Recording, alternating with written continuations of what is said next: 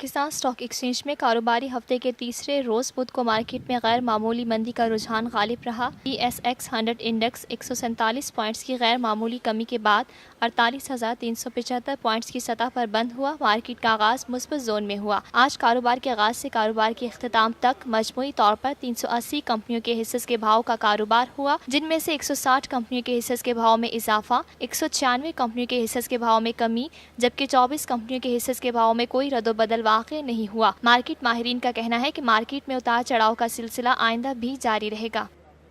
یہ ہے TNN TV، دیکھتے رہیے تازہ ترین خبریں اور ایکسکلوزیو رپورٹس۔